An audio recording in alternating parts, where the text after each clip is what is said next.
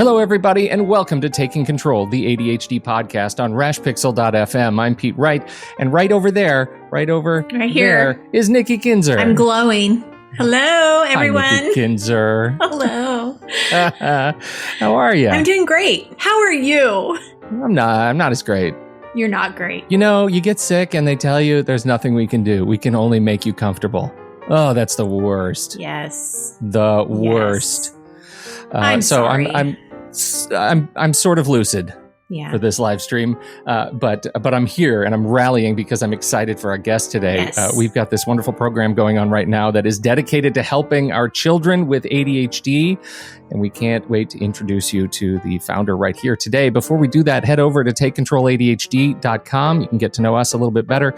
You can listen to the show right there on the website or subscribe to the mailing list on the homepage to get an email with the latest episode each week. You can connect with us on Twitter or Facebook at Take Control ADHD. And if you support the ADHD podcast, if you are a longtime listener and you find that your life has been impacted positively by something that we've done or said or someone we've interviewed over the last 6 years, we hope you'll consider supporting us with a few dollars a month on Patreon. Your support gets you into the private Facebook group, which gets you this lovely live stream just for members and get early access to the podcast each and every week. So thank you to everyone who has jumped in already, and thanks in advance to those of you who are thinking about making the move today. We really appreciate your support. Our guest today is Jennifer Kampfe, a certified ADHD coach with Fantastically Focused. As a certified ADHD coach, Jennifer works with children and teens and college students and parents and adults and pretty much everybody with ADHD. And she's here today to talk about her program, Hearts for ADHD, and celebrating kids for their ADHD uniqueness. Jennifer, welcome to the ADHD podcast. Thank you so much for having me. It is great to have you. Just to give our listeners a little bit of background, Jennifer and I went to the same coaching school, I guess you could say, and connected that way. And then we actually met in person at the last CHAD conference and took a lot of the same classes. So we got to hang out together and got to know each other a little bit. And she had reached out, I guess it's been the beginning of February or right at the end of January about this program. And I thought, you know what a great topic to have on the show because it's such a positive message. So Jennifer, tell us a little bit about what Hearts for ADHD is. Hearts for ADHD is an initiative or a campaign or a project, any way that you want to describe it, that I created to counteract the negative messages that our children with ADHD receive on a daily basis. There's research to suggest that by the age of 12, a child with ADHD is going to receive 20,000 more negative messages than a child without ADHD. You know, as a mom of a kid, who has ADHD, that's disheartening, and it shouldn't be happening because these kids have a lot of great qualities and a lot of great characteristics, and those are the things that we need to be focusing on more than the negative. That was my basis for creating Hearts for ADHD, was just counteract those negative messages. So counteract the negative messages. So tell us a little bit about how do we do that? What it is beginning February 1st. It started February 1st. So it's okay if somebody wants to hop on and start now. It's okay. It runs February 1st through the 14th. And the idea is to each day to give a child that you love with ADHD, to give them a heart. And on the heart is written a strength or a characteristic about him or her that you love, to counteract the negative messages. And so if you go to my website, fantasticallyfocused.com/hearts, I wanted to make it as simple for people to participate because everybody's so busy. So if you go on that site and just put your email address in, then you can receive free downloadable heart templates that you can print out and cut out to just make it easy for you to join in on the fun. And I'm having a lot of fun doing this with my son.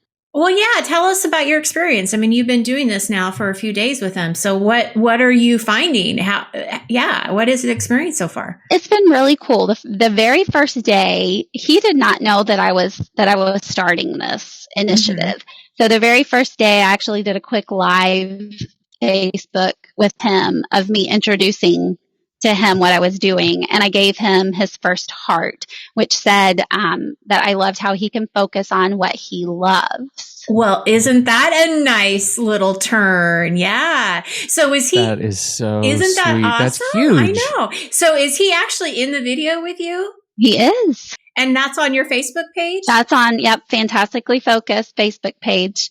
Okay, I'm going to have to check that out. He's on there with me, and he was really sweet because it kind of caught him off guard, I think, but he said, thank you. And he gave me a hug. So every day on my Facebook post, I'm putting a picture of the heart that he receives that day, and then a picture of his door, because I'm putting them on his door. Some other ideas that people can do is if you have an elementary student, you can put it in their lunchbox every day. You could put it on their pillow at night. For grandparents who are out there, Carlton actually just received an envelope in the mail yesterday from my mom, who we live in Nebraska. She lives in North Carolina, and she sent him an envelope full of 14 hearts with what she loves about him. And so that's how she's participating. So everybody out there listening, you do not have to be in the same town. Right. And you don't have to necessarily be the parent. You can be a teacher, a caregiver, an aunt. It doesn't matter. That is so cool. So give us some more examples of what people could write down. Because I love the first one you just said. I love that you focus on what you love. What are some other things that people can counteract that negativity or that negative message that they're hearing? The cool thing that I did, Nikki, is there actually on those downloads, there are pre-printed hearts. Oh, so there are messages that are already on there. And, what those are is we hear Dr. Ned Hallowell talk a lot about taking the negatives that people associate with ADHD and flipping those to positives, so that how you can focus on what you love. That's taken from, how we say they can't focus. They have a lack of focus, but the positive is, no, they can focus on what they love. So it's finding what they love. So there are pre-printed messages on there. So rather than saying that they're hyper, we love their energy. And I wish I could bottle it up and give it sometimes. Exactly. Yes. And, yesterday, the one that I gave Carlton was your eagerness. And I put a little blurb on my Facebook about how, that counteracts the impulsive. So we say a kid with ADHD is impulsive. And we, growing up, especially in elementary school, I would hear, he blurts out in class. Well, it would always be an answer. It would always be on topic, and it would always be in the classes that he really enjoyed, like science. He would get so eager, if you will, that he'd just want to answer the question.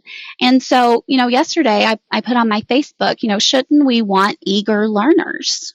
They have to learn to channel that eagerness or that impulsivity properly, but you channel it and you get them into these subjects in these classes that they love, and they're eager learners, and that should be what we want. So do we want to look at our students as impulsive or eager? It's such an interesting story because we went in with a conference for my son with his math teacher. And one of the things that she said, as an experienced, seasoned, many decades in the classroom math teacher, her response was, that she loves having my son in class because while his distraction can be contagious, his enthusiasm can be contagious too. And when he finds a subject that he really loves, she wants to celebrate that contagion of enthusiasm. And I think that gets to the same point you're talking about here. I think that's enormously valuable to celebrate, that there can be a positive outcome of that sort of enthusiasm, even if it seems like it's wound up, too tight, for example. So. Yes. And how wonderful that he has a teacher that recognizes that. You know, Mm-hmm. Believe huge. me, we were saying the same thing. Yeah. And it's an amazing gift, certainly.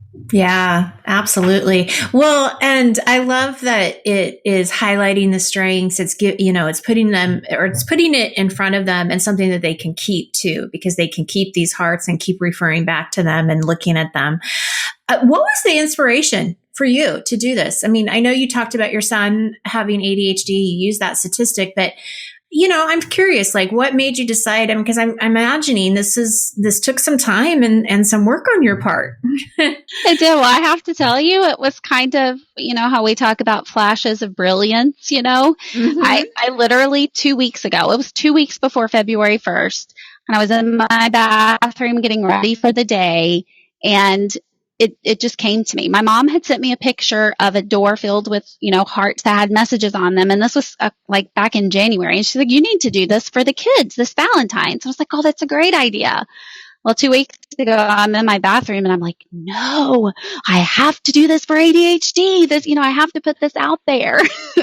And so, I ran to my computer and I emailed my mentor, Lori Dupar, and it was probably one of those ecstatic, crazy emails with all of these ideas and thoughts flowing. And, what do you think? And she emailed me back and she said, this is great. Go for it. And I knew it was going to be a lot of work in 2 weeks, but, she was right there with me the whole time and she helped me every step of the way. And so it got put together in 2 weeks. Oh, that's wonderful. Yeah. Amazing how just a little bit of inspiration and a lot of passion and advocacy for these kids that you're able to spread this message. And it's such a positive message. And I wanted to go beyond just Valentine's Day. So tell us, I mean, how can we do that again as parents and caregivers and aunts and uncles? And what are your thoughts? How do we continue this? Yes, absolutely. So a couple of thoughts that I have on that. So I'm really hoping that this next couple of weeks, so through Valentine's, that it's going to really provide some refreshment and encouragement, not only for our kids, but for our parents and for the other caregivers who are involved in our kids' lives, that it'll create an awareness and even a routine, if you will, of recognizing our kids' strengths and giving them genuine praise every day. Because you're right, it can't stop after Valentine's Day. They need it more than 14 days, a year. Mm-hmm. So really, this whole initiative was meant to create an awareness and to really start a forward momentum towards recognize the greatness that's inside of our kids and being their biggest fans. And so it really is a great opportunity for parents to practice the pause, to stop every day when they see their kid doing something positive and to praise them for it.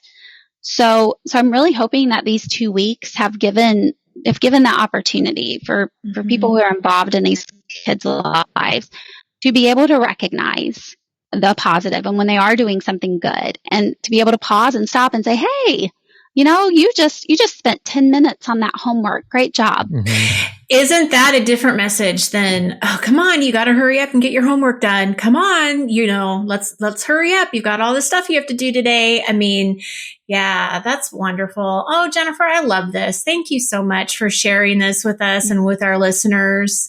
It really is so great, and I really appreciate that the initiative, Jennifer, for you was about the kids, and that means so much. For those who are listening, who are adults, I've been thinking since we tried recording last week, I've been thinking about how to use a similar thing. Like, what does this sort of motivation do to work for adults, right? Right. That kind of a motivation doesn't just have to work for kids. So I guess my question is for both of you as ADHD coaches, how does this extend for those who are listening, to those who need to learn both how to say they want to be appreciated and how to appreciate others? This doesn't necessarily apply to, someone with ADHD, but it does apply to the adult in that, I'm doing this for my husband too. He's an adult, but I'm putting a heart on his bathroom mirror every day that has a positive. I love that so much. We all want to hear, yes. I mean, I think that, what was it? I think Oprah said this a long time. We all want to be heard. We all want to have, be able to speak our voice and be heard and be acknowledged, I believe is what she was saying. And that's kind of what you're doing, is you're making a point to acknowledge someone else and what they're doing, and then building up their self-esteem and their, not even self-esteem, but I think just happiness, right? I mean, you guys are probably really happy right now as a married couple because he's getting that kind of acknowledgement. Oh man, Nikki, if it were only that easy as putting a heart on a mirror for 14 days. Right. I know. But it helps, right? If you don't do it. It does. And it's funny because I'm going to wrap this around something that I've been reading. I've been reading Gretchen Rubin's Happiness Project. And I just got finished with February, which was about basically being nicer to her husband, which is really funny. But it's exactly wrapping into what this is about, is that, I'm going to be extra nice to him, but I'm not going to tell him I'm being extra nice. And I'm not looking for him to acknowledge it. I'm really doing it to, see if this makes me happier, because that's the whole point of the book, is like, what makes me happy? And so it was really interesting when you said that, because it kind of just reminded me of that chapter. Something that came to my mind, Pete, though, when you asked that question, is this particular movement, I guess you would say, is coming from other people to someone, right? As a coach, I would love to see my client be able to do this for themselves as well. So not necessarily expecting a spouse or, we definitely can't expect our children to do this for us as parents, because that's just not going to ever happen. Oh, Mom, you're such a great mom. Yeah, that doesn't happen. I could write a little script. I think that, oh, Dad, you're so ruggedly handsome. So cool. Yeah. Dad, you know look everything, so great in and headphones. I know nothing. Yeah. Right. But that's what I would love to do, is there a way, and this is just me thinking, is there a way to work with clients that we could do this exercise together, where you can, write down 10 of your strengths and be able to refer back to those, and them being able to come up with that for themselves, because they're so, it's so easy to go down to that negative rabbit hole of, what I'm not doing, and I should be doing this, and why is it so easy for everyone else? And I think this gives them that level of acceptance that, I am doing a lot of things right. I can do a lot of things, and focusing on that positive, I absolutely love. So I agree, Pete. I definitely think this can go both ways. And on a side note, I just want people to know that on my website, I do have a 7-day Find Your Strengths email. What do you call it? It's not a challenge. It's like you can little subscribe to it, and that comes to you, and it's inspiration. It's like an email inspiration chain. Yeah. It gives you ideas on how to find your strengths. Right. Yeah. There's not a word for it, but it's awesome. And you should go and sign up for it. If you're not really sure what your strengths are, because sometimes I think people forget. So what the email 7-day sequence is for you to find what those are. So it kind of wraps up into everything that Jennifer's saying. And that, I think, is exactly what I'm getting to, and didn't really have the words for it, is that what this sort of program, this is, you're training the kids to notice things about themselves that are really great. You're training them to see, hey, stop a minute and look at how great you are right this second.